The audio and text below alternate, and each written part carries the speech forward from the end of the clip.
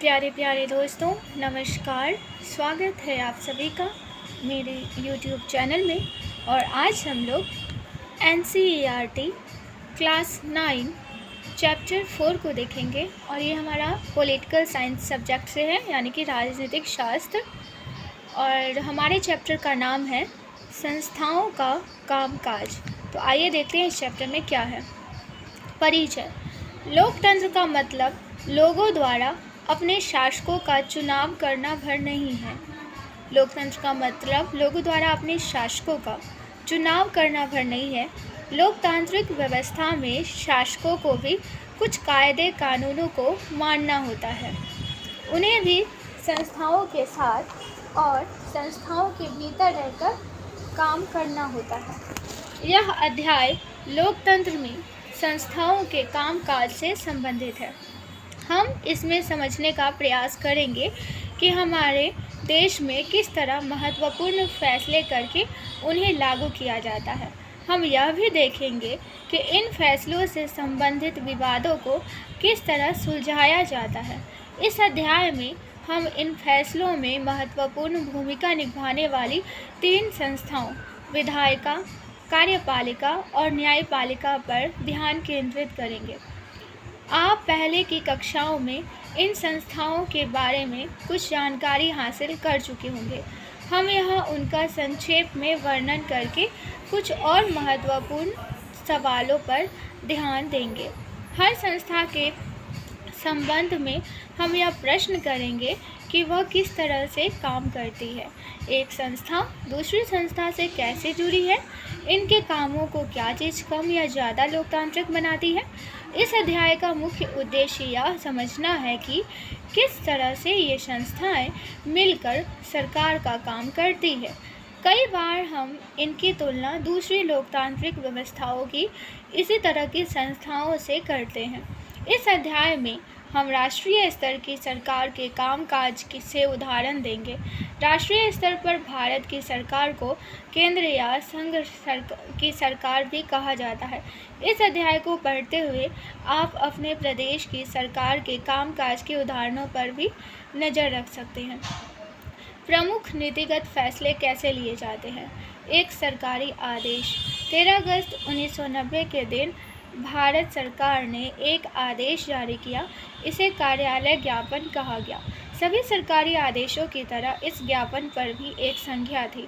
यह आदेश उसी संख्या से जाना जाता है। OM नंबर 307/12/3190 कार्मिक जन शिकायत और पेंशन मंत्रालय के कार्मिक एवं प्रशिक्षण विभाग के एक संयुक्त सचिव ने इस आदेश पर दस्तखत किए थे। यह छोटा सा आदेश मुश्किल से 1 पन्ने का था। अगर आप इसे देखेंगे तो यह एक वैसा ही आम सर्कुलर या नोटिस लगेगा जैसे आपने स्कूल में देखे होंगे। सरकार हर रोज़ विभिन्न मसलों पर सैकड़ों आदेश जारी करती है, लेकिन यह आदेश बहुत महत्वपूर्ण था और कई सालों तक विवाद का कारण बना रहा। आइए देखें कि यह निर्णय किस तरह लिया गया और इसके बाद क्या हुआ। इस सरकारी आदेश में एक प्रमुख नीतिगत फैसले की घोषणा की गई थी। इसमें कहा गया था कि भारत सरकार के सरकारी पदों और सेवाओं में 27% रिक्तियाँ सामाजिक एवं शैक्षिक दृष्टि से पिछड़े वर्गों के लिए आरक्षित होंगी। अब तक जिन जाति समूहों को सरकार पिछड़ा मानती है उन्हीं की एक और नाम SBC socially and education backward classes है। अब तक नौकरी में आरक्षण का लाभ केवल अनुसूचित जाति और जनजातियों को ही मिल रहा था। अब SBC या सामाजिक और शैक्षिक दृष्टि से पिछड़े वर्गों के लिए तीसरी श्रेणी तैयार की जा रही थी और इसके लिए 27% का अलग कोटा तैयार किया जा रहा था। अन्य लोग इन 27% नौकरियों के लिए प्रतियोगिता नहीं कर सकते थे। निर्णय करने वाले। इस ज्ञापन को जारी करने का फैसला किसने किया। जाहिर है अकेले उस व्यक्ति ने इतना बड़ा फैसला नहीं किया होगा जिसके हस्ताक्षर उस दस्तावेज पर थे। वह अपने मंत्री द्वारा दिए गए निर्देशों को लागू करने वाला अधिकारी था। कामक और प्रशिक्षण विभाग के मंत्री ने भी खुद यह निर्णय नहीं लिया होगा। आप अनुमान लगा सकते हैं कि इतने बड़े निर्णय में देश के सभी प्रमुख अधिकारी शामिल रहे होंगे। आपने पिछली कक्षा में इनमें से कुछ के बारे में पहले पढ़ लिया होगा। अब एक बार फिर इन प्रमुख बिंदुओं पर सरसरी नज़र डालते हैं। राष्ट्रपति राष्ट्राध्यक्ष होता है और औपचारिक रूप से देश का सबसे बड़ा अधिकारी होता है। प्रधानमंत्री सरकार का प्रमुख होता है और दरअसल सरकार की ओर से अधिकांश अधिकारों का इस्तेमाल वही करता है। प्रधानमंत्री की सिफारिश पर राष्ट्रपति मंत्रियों को नियुक्त करता है। इनसे बनने वाले मंत्रिमंडल की बैठकों में ही राजकाज से जुड़े अधिकतर निर्णय लिए जाते हैं। संसद में राष्ट्रपति और 2 सदन होते हैं, लोकसभा और राज्यसभा। प्रधानमंत्री को लोकसभा के सदस्यों के बहुमत का समर्थन हासिल होना जरूरी है। तो क्या कार्यालय ज्ञापन के फैसलों के मामले में ये सब शामिल थे? इसके बारे में पता करते हैं। क्या हर सरकारी आदेश एक बड़ा राजनीतिक फैसला होता है? इस सरकारी आदेश में खास बात है, खुद करे खुद सीखे। ऊपर बताई गई बातों के अलावा इन संस्थाओं के बारे में पिछली कक्षाओं की ओर कौन सी बातें आपको याद है? कक्षा में उस पर चर्चा करें। क्या आप अपनी राज्य सरकार द्वारा लिए गए किसी बड़े फैसले को याद कर सकते हैं? राज्यपाल, मंत्रिमंडल, राज्य विधानसभा और न्यायालय किस तरह इस निर्णय में शामिल थे? यह सरकारी आदेश एक लंबे घटना चक्र का परिणाम था। भारत सरकार ने 1979 में दूसरा पिछड़ी जाति आयोग गठित किया था। इसकी अध्यक्षता बीपी मंडल ने की थी और इसी के कारण इसे आमतौर पर मंडल आयोग कहते हैं। इसे भारत में सामाजिक और शैक्षिक दृष्टि से पिछड़े वर्गों की पहचान के लिए मापदंड तय करने और उनका पिछड़ापन दूर करने के उपाय बताने का जिम्मा सौंपा गया। इस आयोग ने 1980 में अपनी सिफारिशें दी। आयोग द्वारा सुझाए गए उपायों में एक सिफारिश थी सरकारी नौकरियों में सामाजिक और शैक्षिक दृष्टि से पिछड़े वर्गों के लिए 27% आरक्षण देना। इस रिपोर्ट और उसकी सिफारिशों पर संसद में चर्चा हुई। वर्षों तक कई पार्टियां और संसद इसे लागू करने की मांग करते रहे। फिर 1989 का लोकसभा चुनाव हुआ। जनता दल ने अपने चुनाव घोषणा पत्र में वादा किया कि सत्ता में आने पर वह मंडल आयोग की सिफारिशों को लागू करेगा। चुनाव के बाद जनता दल की ही सरकार बनी और इसके नेता वीपी सिंह प्रधानमंत्री बने। इसके बाद कई घटनाएं हुई। नई सरकार ने संसद में राष्ट्रपति के भाषण के जरिए मंडल रिपोर्ट लागू करने की अपनी मंशा की घोषणा की। 6 अगस्त 1990 को केंद्रीय कैबिनेट की बैठक में इसके बारे में एक औपचारिक निर्णय लिया गया। अगले दिन प्रधानमंत्री वीपी सिंह ने एक बयान के जरिए इस निर्णय के बारे में संसद के दोनों सदनों को सूचित किया। सन 1990 से 91 में आरक्षण पर बहस का मुद्दा इतना महत्वपूर्ण था कि विज्ञापनकर्ताओं ने अपने उत्पाद को बेचने के लिए इस विषय का उपयोग किया।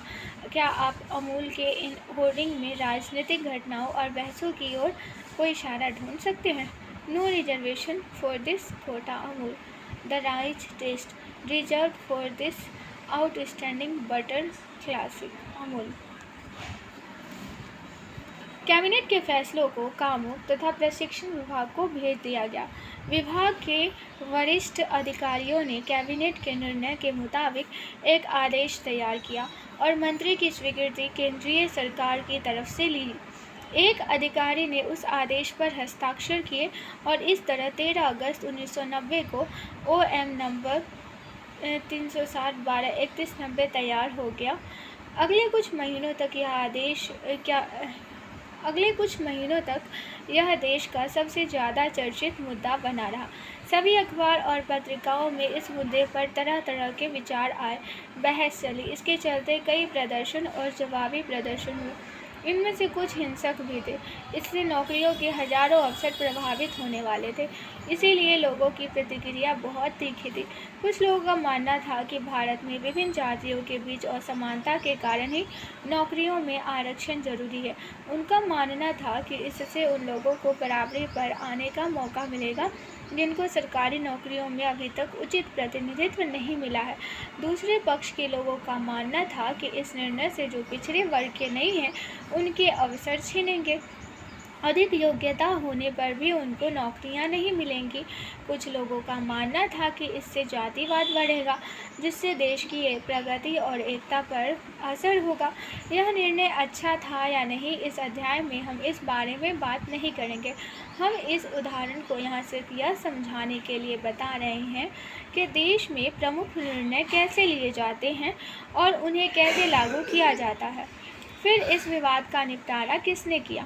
आप जानते हैं कि सरकार निर्णय से उठने वाले विवादों का निपटारा सर्वोच्च न्यायालय और उच्च न्यायालय करते हैं। इस आदेश के विरोध कुछ लोगों और संस्थाओं ने अदालतों में कई मुकदमे दायर कर दिए। उन्होंने अदालत से इस आदेश को अवैध घोषित करके लागू होने से रोकने की अपील की। भारत के सर्वोच्च न्यायालय ने इन सभी मुकदमों को एक साथ जोड़ दिया। इस मुकदमों को इंदिरा साहनी एवं अन्य बनाम भारत सरकार मामला कहा जाता है। सर्वोच्च न्यायालय के 11 सबसे वरिष्ठ न्यायाधीशों ने दोनों पक्षों की दलीलें सुनी। उन्होंने 1992 में बहुमत से फैसला किया कि भारत सरकार का यह आदेश अवैध नहीं है, लेकिन सर्वोच्च न्यायालय ने सरकार से उसके मूल आदेश में कुछ संशोधन करने को कहा। उसने कहा कि पिछड़े वर्ग के अच्छी स्थिति वाले लोगों को आरक्षण का लाभ नहीं मिलना चाहिए। उसी के मुताबिक 8 सितंबर 1993 को कार्मिक एवं प्रशिक्षण मंत्रालय ने एक और आदेश जारी किया। यह विवाद सुलझ गया और तभी से इस नीति पर अमल किया जा रहा है। आरक्षण के मामले में किसने क्या किया? सर्वोच्च न्यायालय मंडल आयोग की सिफारिश को लागू करने की औपचारिक घोषणा की। कैबिनेट आदेश जारी करके घोषणा को लागू किया। राष्ट्रपति 27% आरक्षण देने का फैसला किया। सरकारी अधिकारी आरक्षण को वैध करार दिया। देखिए, सर्वोच्च न्यायालय ने मंडल आयोग की सिफारिश को लागू करने की औपचारिक घोषणा की। कैबिनेट आदेश जारी करके घोषणा को लागू किया। राष्ट्रपति ने 27% आरक्षण देने का फैसला किया और सरकारी अधिकारी आरक्षण को वैध करार दिया। राजनीतिक संस्थाओं की आवश्यकता। हमने एक उदाहरण देखा कि सरकार कैसे काम करती है। किसी देश को चलाने में इस तरह की कई गतिविधियां शामिल होती हैं। मिसाल के तौर पर सरकार पर नागरिकों की सुरक्षा सुनिश्चित करने और सबको शिक्षा एवं स्वास्थ्य सुविधाएं मुहैया कराने की जिम्मेदारी होती है। वह कर इकट्ठा करती है और इसे सेना, पुलिस तथा विकास कार्यक्रमों पर खर्च करती है। वह विभिन्न कल्याणकारी योजनाएं बनाकर उन्हें लागू करती है। कुछ व्यक्तियों को इन गतिविधियों को चलाने के लिए फैसला करना होता है। कुछ लोगों को इन्हें लागू कराना होता है।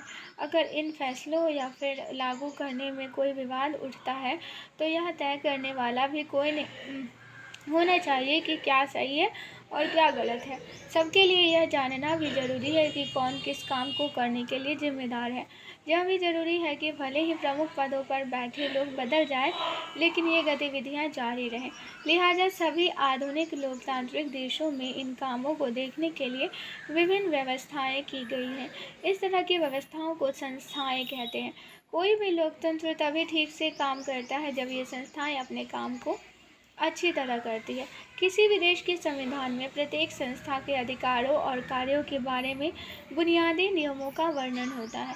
दिए गए उदाहरण में हमने इस तरह की विभिन्न संस्थाओं को काम करते देखा है। प्रधानमंत्री और कैबिनेट ऐसी संस्थाएं हैं जो सभी महत्वपूर्ण नीतिगत फैसले लेती है। मंत्रियों द्वारा किए गए फैसलों को लागू करने के उपायों के लिए एक निकाय के रूप में नौकरशाह जिम्मेदार होते हैं। सर्वोच्च न्यायालय वह संस्था है जहां नागरिक और सरकार के बीच विवाद अंततः सुलझाए जाते हैं। आपके स्कूल को चलाने के लिए कौन सी संस्थाएं काम करती है? क्या यह अच्छा होता है कि ज़्यादा स्कूल के कामकाज के बारे में सिर्फ एक व्यक्ति सभी फैसले लेता है? क्या आप इस उदाहरण में दूसरी संस्थाओं के बारे में सोच सकते हैं? उनकी भूमिका क्या है? संस्थाओं के साथ काम करना आसान नहीं है। संस्थाओं के साथ कायदे कानून जुड़े होते हैं, इनसे नेताओं के हाथ बंध सकते हैं। संस्थाओं के काम में कुछ बैठकें, कुछ समितियाँ और कुछ रूटीन काम होता है। कुछ सामान्य रूटीन होता है, इनके कारण अक्सर काम में देरी और परेशानियाँ होती है। इसीलिए संस्थाओं के साथ कामकाज में परेशानी महसूस की जा सकती है। ऐसे में कोई सोच सकता है कि एक ही व्यक्ति सारे फैसले ले तो ज़्यादा बेहतर होगा। कायदे कानून और बैठकों की क्या ज़रूरत है, पर यह सोच लोकतंत्र की बुनियादी भावना के अनुकूल नहीं है। संस्थाओं के कामकाज के तरीकों से जो कुछ परेशानियां होती है या थोड़ा वक्त लगता है, वह भी कई मायने में उपयोगी होता है। किसी भी फैसले के पहले अनेक लोगों से राय विचार करने का अवसर मिल जाता है। संस्थाओं के कारण एक अच्छा फैसला झटपट करना आसान नहीं होता, लेकिन संस्थाएं बुरा फैसला भी जल्दी से ले पाना मुश्किल बना देती है। इसी कारण लोकतांत्रिक सरकारें संस्थाओं पर जोर देती हैं। संसद कार्यालय ज्ञापन के उदाहरण में क्या आपको संसद की भूमिका याद है? शायद नहीं, क्योंकि यह फैसला संसद ने नहीं किया था। लिहाजा आपको लग सकता है कि इस फैसले में संसद की कोई भूमिका नहीं थी। लेकिन पहले हम कुछ घटनाओं पर नज़र डालकर देखते हैं कि क्या उनमें संसद का कहीं कोई जिक्र था। हम उन्हें निम्नलिखित वाक्यों को पूरा करके याद करने की कोशिश करते हैं। मंडल आयोग की रिपोर्ट पर चर्चा हुई थी। भारत के राष्ट्रपति ने इसका जिक्र किया था। प्रधानमंत्री ने यह फैसला सीधे संसद में नहीं किया गया था। लेकिन इस रिपोर्ट पर संसद में हुई चर्चा से सरकार की राय प्रभावित हुई थी। इसकी वजह से सरकार पर मंडल आयोग की सिफारिश पर कार्रवाई करने के लिए दबाव पड़ा था। अगर संसद इस फैसले के पक्ष में नहीं होती तो सरकार यह कदम नहीं उठा सकती थी।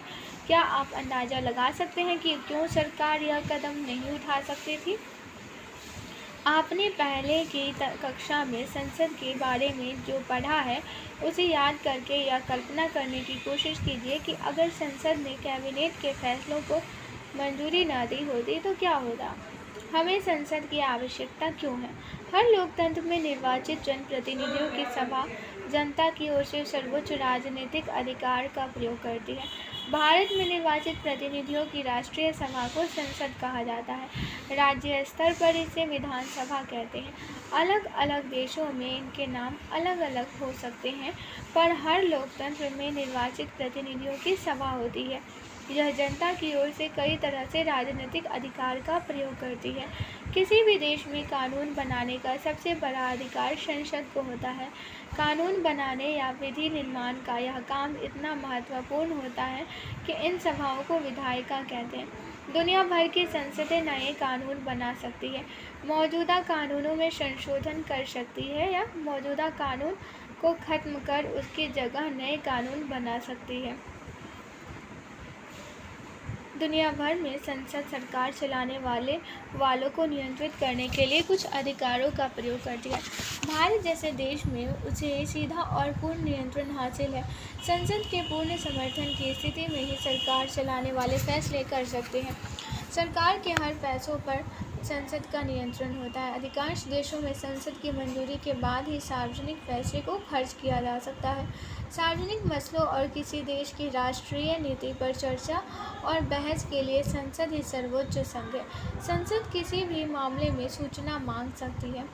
जब हमें मालूम है कि जिस पार्टी की सरकार है उसके विचार ही प्रभावी होंगे, तो संसद में इतनी बहस और चर्चा करने का क्या मतलब है?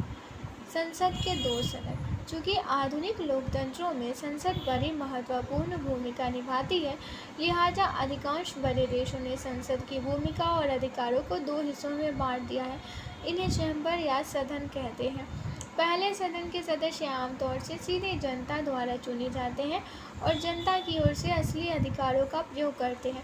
दूसरे सदन के सदस्य अमूमन परोक्ष रूप से चुने जाते हैं और कुछ विशेष काम करते हैं।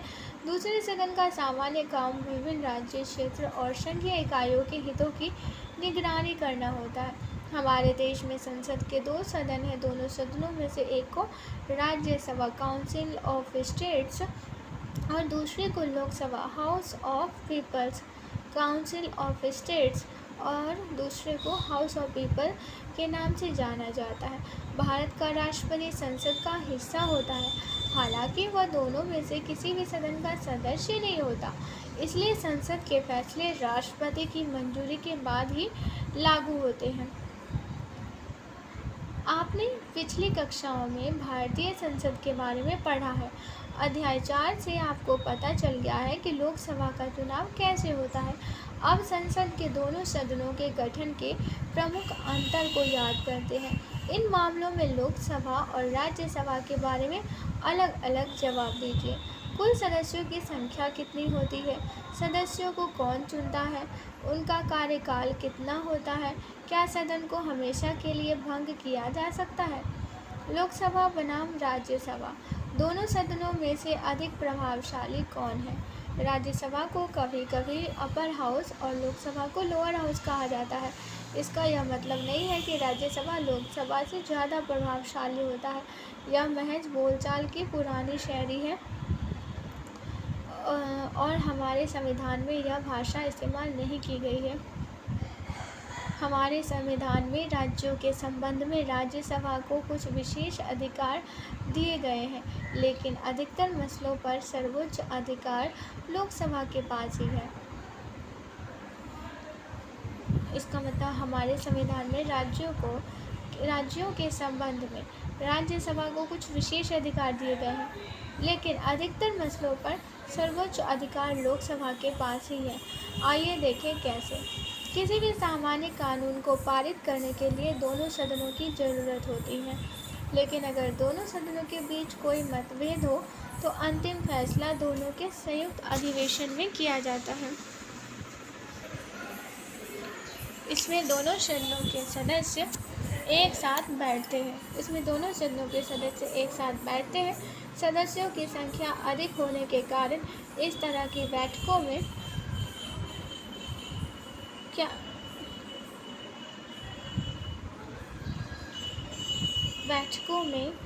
लोकसभा के विचार को प्राथमिकता मिलने की संभावना रहती है। यह देख लीजिएगा। किसी भी सामान्य कानून को पारित करने के लिए दोनों सदनों की ज़रूरत होती है, लेकिन अगर दोनों सदनों के बीच कोई मतभेद हो तो अंतिम फैसला दोनों के संयुक्त अधिवेशन में किया जाता है। इसमें दोनों सदनों के सदस्य एक साथ बैठते हैं। सदस्यों की संख्या अधिक होने के कारण इस तरह की बैठक में लोकसभा के विचार को प्राथमिकता मिलने की संभावना रहती है। लोकसभा पैसे के मामले में अधिक अधिकारों का प्रयोग करती है। लोकसभा में सरकार का बजट या पैसे से संबंधित कोई कानून पारित हो जाए तो राज्यसभा उसे खारिज नहीं कर सकता। राज्यसभा उसे पारित करने में केवल 14 दिनों की देरी कर सकती है या उसमें संशोधन के सुझाव दे सकती है। यह लोकसभा का अधिकार है कि वह उन सुझावों को माने या ना माने। सबसे बड़ी बात तो यह है कि लोकसभा मंत्रिपरिषद को नियंत्रित करती है। सिर्फ वही व्यक्ति प्रधानमंत्री बन सकता है जिसे लोकसभा में बहुमत हासिल हो।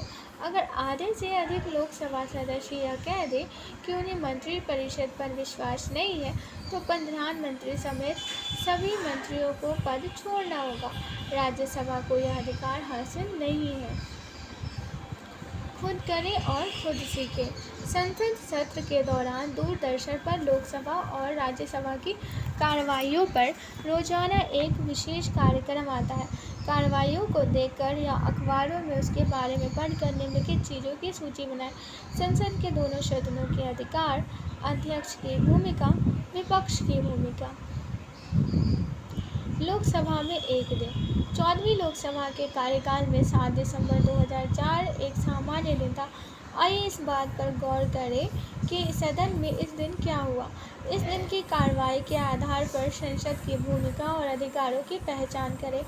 आप अपनी कक्षा में इस दिन की कार्रवाई का अभिनय कर सकते हैं। 11 बजे विभिन्न मंत्रियों ने सदस्यों द्वारा पूछे गए करीब 250 प्रश्नों के लिखित जवाब दिए। इन प्रश्नों में शामिल थे कश्मीर के आतंकवादी समूहों से बातचीत के बारे में, सरकार की नीति क्या है, पुलिस और आम लोगों द्वारा अनुसूचित जातियों के खिलाफ किए गए अत्याचारों का आंकड़ा बताएं, बड़ी कंपनियों द्वारा दवाएं अत्यधिक महंगी किए जाने के बारे में सरकार क्या कर रही है, 12 बजे ढेर सारे सरकारी दस्तावेज चर्चा के लिए पेश किए गए। इन दस्तावेजों में शामिल थे भारत तिब्बत सीमा पुलिस बल में नियुक्ति के नियम, Indian institute of technology Kharagpur की वार्षिक रिपोर्ट, राष्ट्रीय इस्पात निगम लिमिटेड विशाखापट्टनम की रिपोर्ट और लेखा जोखा। 12:02 पूर्वोत्तर क्षेत्र के विकास मंत्री ने पूर्वोत्तर परिषद को पुनर्जीवित करने के बारे में बयान दिया। रेल राज्य मंत्री ने एक वक्तव्य देकर बताया कि स्वीकृत रेल बजट के अतिरिक्त रेलवे को और अनुदान की जरूरत है। 12 उसके बाद मानव संसाधन विकास मंत्री ने अल्पसंख्यक शैक्षिक संस्थाओं विधेयक 2004 के लिए राष्ट्रीय आयोग की घोषणा की। उन्होंने यह भी स्पष्ट किया कि इसके लिए सरकार को अध्यादेश क्यों लाना पड़ा। 12:14 में कई सदस्यों ने कुछ मुद्दों को उठाया, जिनमें शामिल थे तहलका मामले में कुछ नेताओं के खिलाफ मामले दर्ज करने में केंद्रीय अन्वेषण ब्यूरो का प्रतिशोधात्मक रवैया, संविधान में एक आधिकारिक भाषा के रूप में राजस्थानी को शामिल करने की जरूरत, आंध्र प्रदेश के किसानों और कृषि मजदूरों की बीमा नीतियों के नवीकरण की आवश्यकता। 2:26 में सरकार द्वारा प्रस्तावित रख दो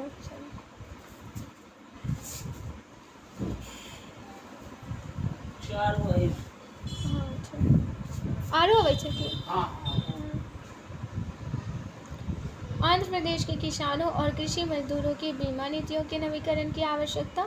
2:26 पर सरकार द्वारा प्रस्तावित 2 विधेयकों पर विचार करके उन्हें पारित किया गया। ये विधेयक थे प्रतिभूति कानून विधेयक, प्रतिभूति ब्याज और ऋण वसूली कानून का प्रत्यावर्तन विधेयक। 4 बजे आखिर में सरकार की विदेश नीति और इराक की स्थिति के संदर्भ में स्वतंत्र विदेश नीति जारी रखने की जरूरत पर लंबी चर्चा हुई।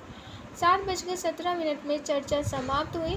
सदन अगले दिन तक के लिए स्थगित हुआ। राजनीतिक कार्यपालिका। तो इसका आगे का लेक्चर हम नेक्स्ट वीडियो में देखेंगे और ये इसका पार्ट 1 है। पार्ट 2 में जल्द उपलब्ध कराऊंगी। ये लेक्चर सुनने के लिए आप सभी का बहुत बहुत धन्यवाद। आशा करती हूँ ये आप लोगों को पसंद आया होगा और पसंद आया तो प्लीज़ लाइक, शेयर और सब्सक्राइब ज़रूर कीजिएगा।